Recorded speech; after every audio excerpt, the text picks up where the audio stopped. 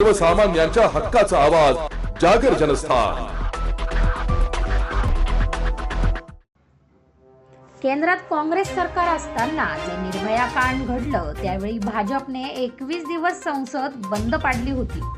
दिल्लीसह देशात अनेक रस्त्यांवर कार्यकर्ते उतरले होते। एका महिलेवर मुलीवर होणाऱ्या जर अशा पद्धतीच्या घटना यांना सामान्य वाटत असतील तर यांना रस्त्यावरच ठोकलं पाहिजे। काल राज्याचे गृह राज्यमंत्री म्हणाले की बलात्कार हा शांतपणे सुरू होता, त्या मुलीने स्ट्रगल केलं नाही, तिने शांतपणे होऊ दिलं सगळं।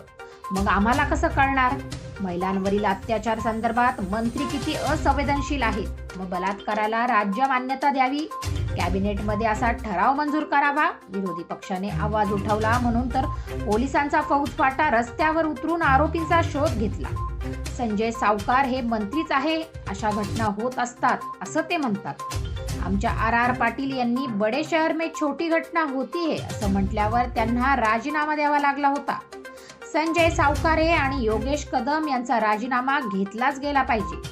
इतके असंवेदनशील लोक जर तुमच्या मंत्रिमंडळात असतील तर देवेंद्र फडणवीस यांनी त्यांचा राजीनामा घ्यायला हवा। दत्तात्रय गडे याचा फोटो अजित पवार गटाच्या आमदाराच्या फ्लेक्सवर देखील आहे।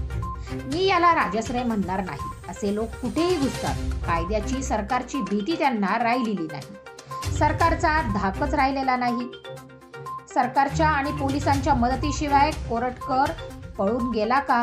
इंद्रजीत सावंतला धमकवणारा, शिवाजी महाराजांबद्दल बदनामी करणारा भाजपचा थेट कार्यकर्ताच आहे।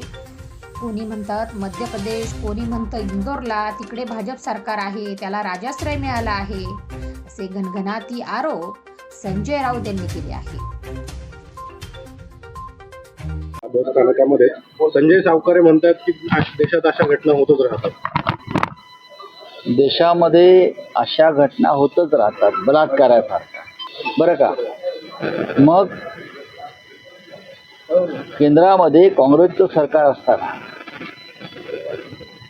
जे निर्भया कांड घडलं तेव्हा भारतीय जनता पक्षानं 21 दिवस संसद ठप्प केली। आम्ही त्यात होतो। दिल्लीसह देशातल्या अनेक रस्त्यांवरती कार्यकर्ते उतरले। एका महिलेवर किंवा मुलींवर अत्याचार होणं अशा घटना यांना जर सामान्य वाटत असतील या भारतीय जनता पक्षाच्या लोकांना, तर यांना लोकांनी रस्त्यावर ठोकलं पाहिजे।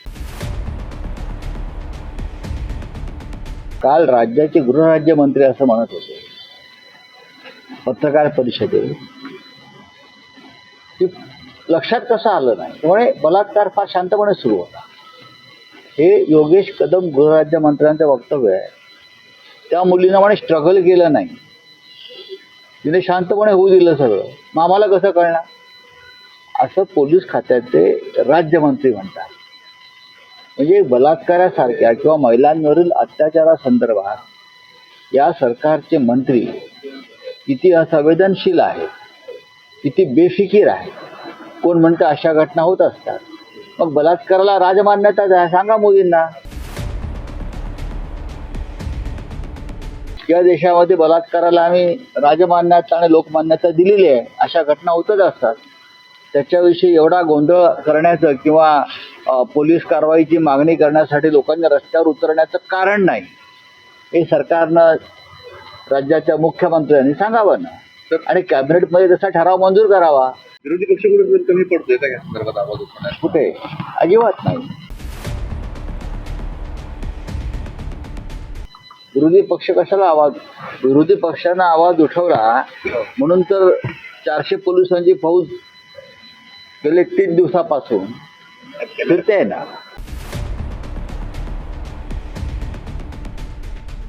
हा, उसाच्या फडात गेली, गावात गेली, हे आमचा दबाव असल्यामुळेच गेली, नाही त्यांचे मंत्री म्हणतात ना हे शांतपणे झालं सगळं।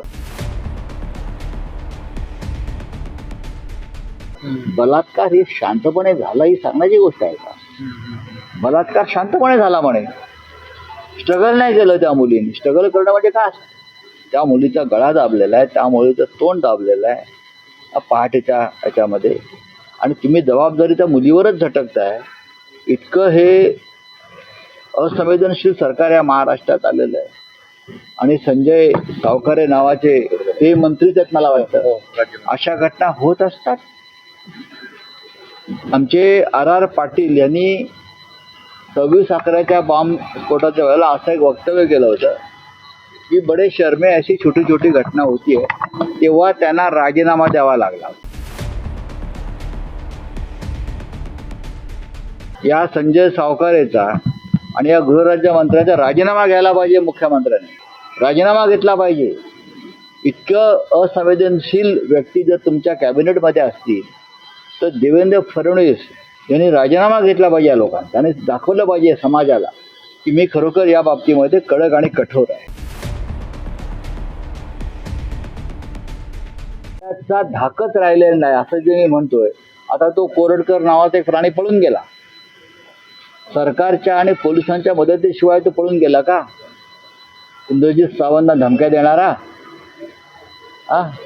शिवाजी महाराजांची बदनामी करणारा, तो भारतीय जनता पक्षाचा थेट कार्यकर्ता आहे कोरडकर. त्याला पळवून लावलंय. आता कोणी म्हणतात तो मध्य प्रदेशमध्ये आहे, कोणी म्हणतात तो इंदूरला आहे, पण जिथे भाजपचं सरकार आहे तिकडे तो त्याला राजाश्रय मिळालेला आहे.